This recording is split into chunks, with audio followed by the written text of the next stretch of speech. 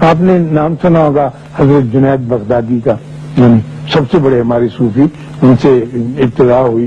جسے کہتے ہیں مڈ لگا، بہت بڑے، لیکن وہ صوفی نہیں تھے، وہ خلیفہ بغداد کے دربار میں ایک پہلوان تھے، ایک بہت بڑے ریسلر تھے، جیسے آپ کے یہاں گاما پہلوان نہیں تھا اور دنیا میں مشہور تھا، تو جنید بغدادی بھی مشہور تھے، اتنے بڑے پہلوان، تو کوئی ان کا مقابلہ کرنے کے لیے تیار ہی نہیں ہوتا تھا۔ تو ایک روز وہ دربار میں بیٹھے، وہ خلیفہ بھی ہے، تو ایک دبلا پتلا کمزور سا آدمی، مریض سا، فاقہ زدہ بیچارہ، شکل و صورت کا بہت پیارا اور بہت اچھا، آیا اور خلیفہ وقت سے کہنے لگا، کیا خلیفہ، میں جنید کے ساتھ کشتی لڑنی چاہتا ہوں۔ تو جتنے دربار میں ہنس پڑے، کہنے لگے یہ کیا پیدی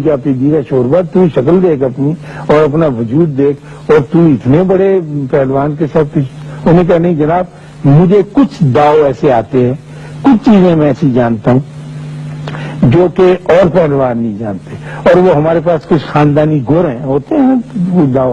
تو وہ میں لگاؤں گا، اور آپ کا جو اتنا بڑا نامی گرامی رستم زماں ہے، یہ چاروں شانے سے ہے۔ حضرت جنید بھی سنتا یہ بات بہت حیران ہوئی اور کچھ تھوڑا سا گھبرائی بھی، اللہ جانے ان کو کچھ ایسا راز آتا ہوگا۔ انہوں نے کہا ٹھیک ہے میں تیار ہوں۔ چنانچہ وقت مقرر ہو گیا،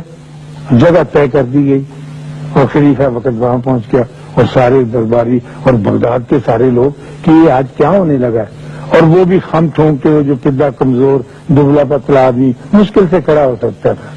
تو وہ بھی آ گیا میدان میں، اور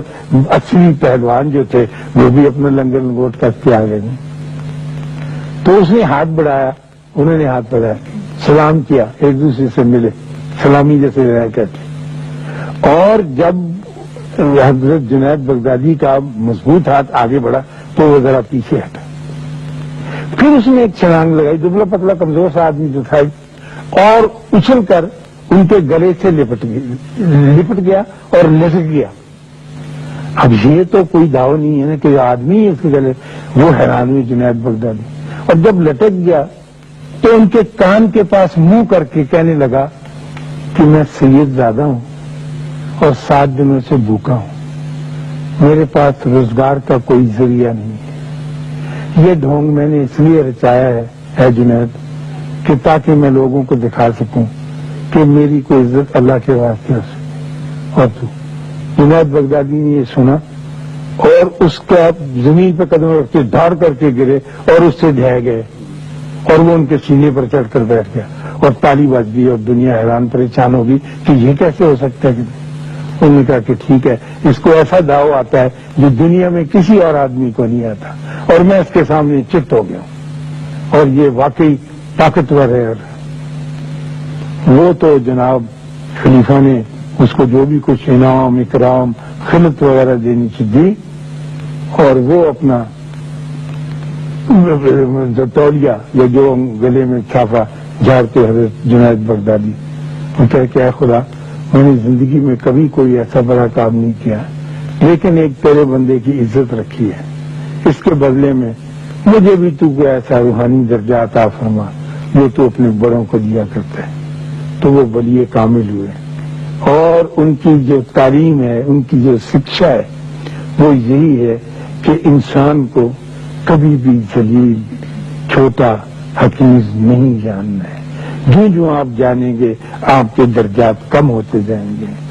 جو آپ حضرت جنید بغدادی کا رویہ اختیار کریں گے آپ کے درجات بلند ہوتے چلے جائیں گے۔ ہم سے غلطی یہ ہوتی ہے، میں پھر چلتے ہوئے آخری بات یہ کہوں، اور یہ ہونی نہیں چاہیے کہ ہم